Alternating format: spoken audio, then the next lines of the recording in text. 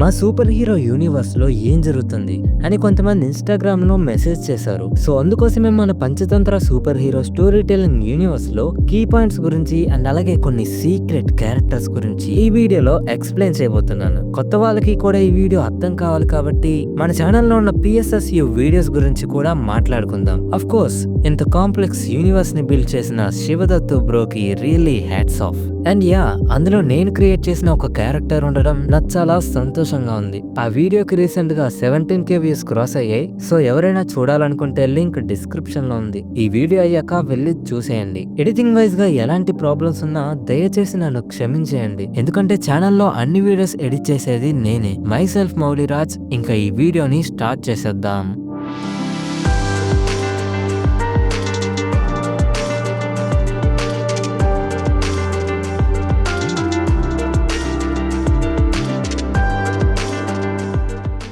ముందుగా మనం story line విషయానికి వస్తే ఫేజ్ 1 ఫస్ట్ వీడియోలో చెప్పినట్టు అకషి అనబడే జీవి భూమి మీద మనుషుల్ని అంతం చేసి తన సంతతిని పెంచుకుందామని ప్లాన్ వేస్తుంది. అయితే ఆ జీవిని అంతం చేయడానికి విష్ణుమూర్తి అవతారమైన పరావిష్ణు రానే వస్తారు. కానీ ఆ ఒక్క జీవిని అంతం చేయడానికి దేవుడే దిగి రావాలా? ఇక్కడ మనం పార్ట్ 1 and 2 వీడియోస్ చూసినట్టయితే నిజానికి అకషియా నివసించే కులులు గ్రహాన్ని ఎవరో ఆక్రమించి వీళ్ళ జీవుల్ని అంతం చేస్తారు. వారెవరో కాదు, టొరాక్స్ ప్లానెట్ వాళ్ళు. అందుకే అకాషియా కూడా మీ భూమి మీద మనుషులే లేకుండా చేయడానికి టొరాక్స్ ప్లానెట్ వాళ్ళు వస్తారు అని వార్నింగ్ ఇస్తుంది. విక్రమాదిత్య కథకి వస్తే అతని భక్తికి మెచ్చి శివుడు ప్రత్యక్షమయ్యి వరాలిస్తారు. రాబోయే కాలంలో నువ్వు మరియు విష్ణుమూర్తి అవతారమైన పరావిష్ణు కలిసి భూమికి రాబోయే ప్రమాదాన్ని ఆపాలి అని చెప్తారు. విక్రమాదిత్య లచిత్ అనబడే కాంటినెంట్ లో ఒక రాజు. శివుని వరంతో అతనొక్కడే శత్రు రాజ్యానికి దండయాత్రకి వెళ్తారు. తర్వాత ఏం జరిగిందో మీ ఊహకే వదిలేస్తున్నా. ఇంద్రుని వజ్రాయుధం ఎవరి సొంతం?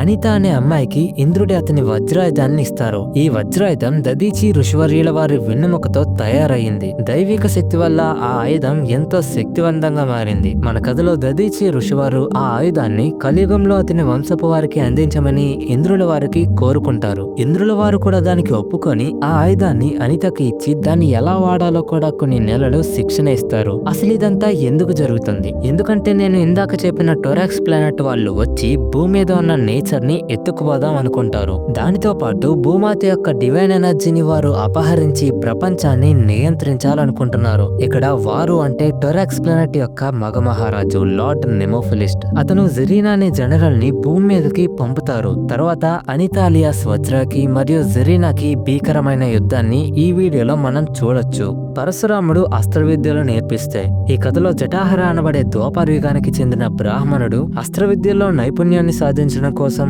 పరశురాముని వేడుకొని ఒప్పించి నేర్చుకుంటాడు. అంతా నేర్చుకుని తన ఇంటికి వెళ్తుండగా పరావిష్ణు ఎదురయ్యి జటాహరతో మాట్లాడి కలియుగంలో రాబోయే వినాశనాన్ని చూపించి నారాయణీ సేన బృందానికి రమ్మంటారు. ఆ వినాశనాన్ని ఆపాలి అనే ఉద్దేశంతో జటాహర కలియుగానికి పరావిష్ణు సహాయంతో వస్తారు. మన కథలో అసలైన విలన్. ఈ స్టోరీలో లార్డ్ నెమోఫిలిస్ట్ భూమి మీదకి వచ్చి నారాయణీ సేనకి స్వీట్ వార్నింగ్ ఇస్తారు. దానికి పరావిష్ణు కూడా ఏం తగ్గకుండా దుమ్ము రేపే జవాబిస్తారు. ఇదే వీడియోలో ఇతర సూపర్ హీరోస్ కూడా ఉంటారు. గీత, కుమారి, అక్షయ్, శివ మరియు పార్థు. ఇక్కడతో ఫేజ్ 1 అయిన అవతార్ ఎసెన్షన్ ఎండ్ అయిపోయింది. ఫేజ్ 2 లో కుమారి మరియు సాషా ప్రాణ స్నేహితులు శత్రువులుగా ఎలా మారారు? ఇందులో కుమారి ఎవరు, తనకి ఎలాంటి సామర్థ్యాలున్నాయో తెలుసుకోవచ్చు. తర్వాత అక్షయ్ ని ఎవరు కిడ్నాప్ చేశారు? ఇందులో అక్షయ్ ఎలా ఒక ఇంటెలిజెంట్ గా మారాడు? ప్లాస్మా గన్స్ ని, ఫ్యూచరిస్టిక్ వెపన్స్ ని తయారు చేయడం ఎవరు నేర్పించారు? అండ్ అలాగే బ్లూ పెరల్ సొసైటీకి ఎలా లీడర్ గా మారాడు మనం తెలుసుకోవచ్చు.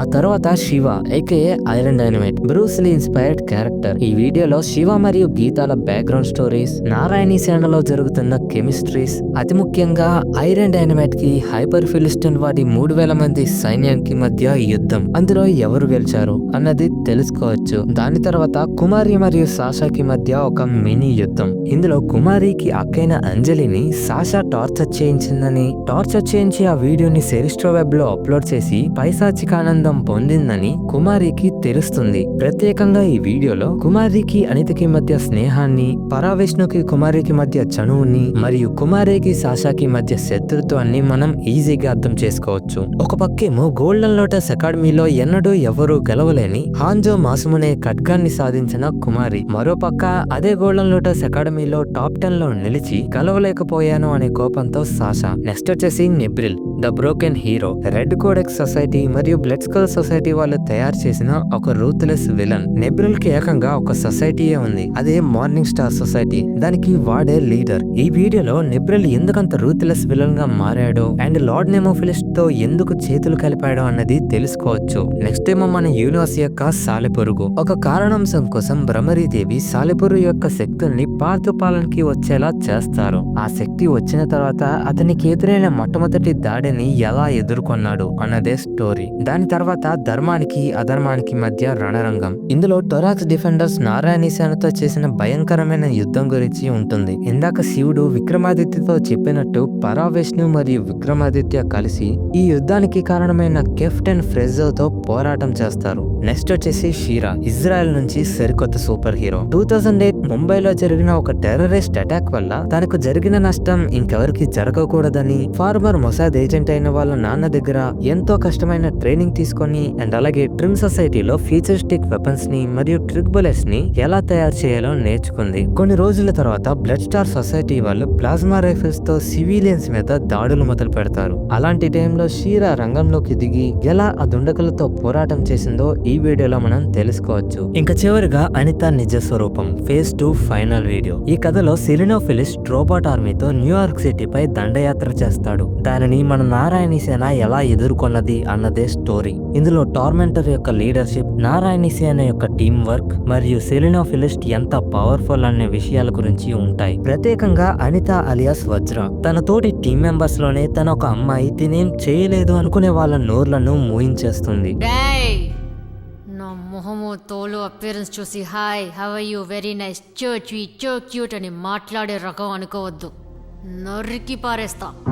చివరిగా చెప్పిన వీడియోతో ఫేజ్ 2 ఎండ్ అయిపోయింది. ఇప్పుడు మనం మన యూనివర్స్ లో ఉన్న సొసైటీస్ గురించి తెలుసుకుందాం. సొసైటీలు సెరిస్ట్రో వెబ్ అనబడే డార్క్ వెబ్ లో ఉంటాయి. సెరిస్ట్రో వెబ్ ని సెరిస్ట్రో ఫాదర్ 1995 లో స్థాపించారు. 2021 లో అప్డేట్ చేశారు. ఈ వెబ్ లో కొన్ని వందలాది సొసైటీస్ పుడుతూ ఉంటాయి, చస్తూ ఉంటాయి. ఈ సెరిస్ట్రో వెబ్ లో ఎక్కువగా ఇల్లీగల్ యాక్టివిటీస్ జరుగుతూ ఉంటాయి మరియు ఇందులో ఎథీరియం అనబడే డిజిటల్ కరెన్సీని వాడటం వల్ల ఈజీగా బ్లాక్ మనీని వైట్ గా మార్చగలరు. ముందంజలో ఉన్న ఈవిల్ సొసైటీల గురించి మాట్లాడితే రెడ్ కోడెక్స్ సొసైటీ మరియు బ్లడ్ స్కల్ సొసైటీ, ఈ రెండు సొసైటీలే కలిసి నిబ్రిల్ అనే సూపర్ సీరం ని తయారు చేస్తారు. దాంతో మన నిబ్రిల్ పుట్టుకకు కారణమయ్యారు. ఈ రెండు సొసైటీలు చేసే దుర్మార్గపు పనుల వల్ల ఎలాంటి ప్రమాదం ఎదురైనా మార్నింగ్ స్టార్ సొసైటీ వాళ్ళు దాన్ని ఎదుర్కొంటుంది. ఇది కాకుండా ఇంకో ఈవిల్ సొసైటీ గురించి చెప్పాలంటే బ్లడ్ స్టార్ సొసైటీ. దీన్ని టార్మెంటర్ ఫామ్ చేస్తాడు. నిజానికి టార్మెంటర్ అలియాస్ అక్షయ్ మీరనుకున్నంత మంచివాడైతే కాదు. అతను తయారు చేసిన ఫ్యూచరిస్టిక్ ప్లాస్మా వెపన్స్ తోటే బ్లడ్ స్టార్ సొసైటీ వాళ్ళు ఎన్నో ఇల్లీగల్ యాక్టివిటీస్ చేస్తూ ఉంటారు.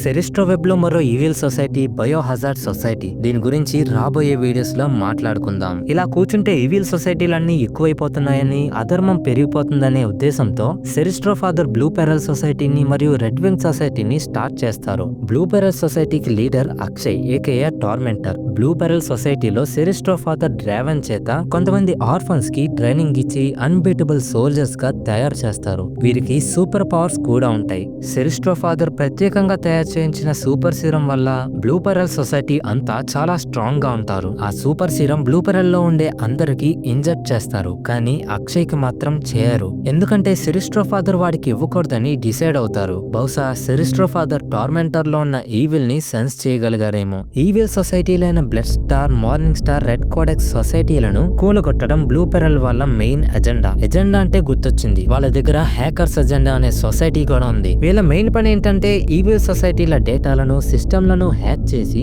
వాళ్ళ సర్వర్లను స్లో చేయటం. ఈ సొసైటీలో సెరిస్ట్రో ఫాదర్ బ్లూ పెరల్ లో ఉండే అందరి details with live locations store చేస్తాడు, కానీ అక్షయ్ లొకేషన్ మాత్రం వీళ్ళకి కనపడదు. ఎందుకంటే అక్షయ్ తన ఐడెంటిటీ ఎవరికి తెలియకూడదని జాగ్రత్త పడతాడు. రెడ్ వింగ్ సొసైటీ దగ్గరికి వస్తే ఇందులో టోటల్ 7 మెంబర్స్ ఉంటారు. వీరందరూ మాస్టర్ డ్రావెన్ చేత ట్రైనింగ్ తీసుకున్నారు. సింపుల్ గా చెప్పాలంటే వీరంతా హైలీ స్కిల్డ్ అసాసిన్స్. హ్యూమన్స్ తో పోలిస్తే వీళ్ళకి ఇచ్చిన ట్రైనింగ్ వల్ల చాలా స్ట్రాంగ్ గా ఉంటారు. టార్మెంటర్ కూడా వీళ్ళతోనే కలిసి ట్రైనింగ్ తీసుకుంటాడు. కానీ డ్రావెన్ టార్మెంటర్ కి ఎక్స్ట్రాగా వెపన్స్ గురించి అండ్ ప్లాస్మా రైఫిల్స్ గురించి నేర్పిస్తాడు. దాని కారణంగా రెడ్ వింగ్ సొసైటీకి టార్మెంటర్ అంటే అస్సలు నచ్చదు. కానీ బ్లూ పెరల్ సొసైటీని మాత్రం వాళ్ళు గౌరవిస్తారు, ఎందుకంటే సిరిస్ట్రో ఫాదర్ మీద ఉన్న అభిమానంతో. రెడ్ వింగ్ సొసైటీకి లీడర్ డెడ్లీ నైట్ షేడ్. అందులో ఉండే మిగతా 6 గాడ్లిన్ spider, Chidori, phantom, shadow strike, అస్గర్ మరియు బ్రూటల్ మ్యాన్. వీళ్ళ ముఖ్య పని ఏంటంటే చిన్న చిన్న ఇల్లీగల్ సొసైటీలను అంతం చేయడం,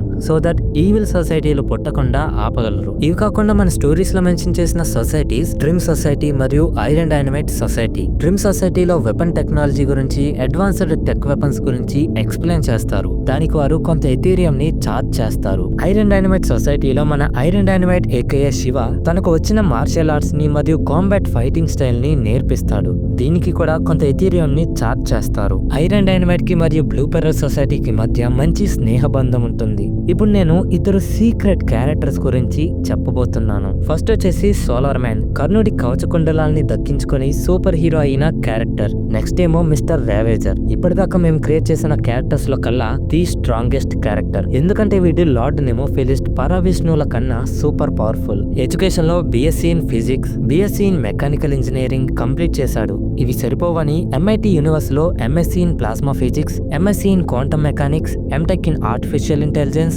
and master engineering in advanced weapon system. ఇలా మల్టిపుల్ డిగ్రీస్ సంపాదిస్తాడు. ఇది మాత్రమే కాదుండోయ్, సరిపోదా శనివారం అన్నట్టు PhD in quantum computing and energy systems. వీడి ఎబిలిటీస్ కి వస్తే అబ్సల్యూట్ ట్రాన్సెండెన్స్, అన్ని లిమిట్స్ ని దాటి అనంత సామర్థ్యం కలిగినవాడు. రియాలిటీ వ్రాపింగ్, రియాలిటీని మార్చడం, సృష్టించడం చేయగలడు. ఇమ్మోర్టాలిటీ, మరణం లేదా వృద్ధాప్యం ఎదురవ్వదు. ఇన్వల్నరబిలిటీ, ఫిజికల్ గా పూర్తి రక్షణను పొందగలడు. సైన్సియాపొటెన్స్, టెక్నాలజీ మీద దేవస్థాయి మేధాశక్తి ఉంటుంది. ఇక్కడితో ఆగిపోలేదు, చాలా ఉన్నాయి ఇంకా.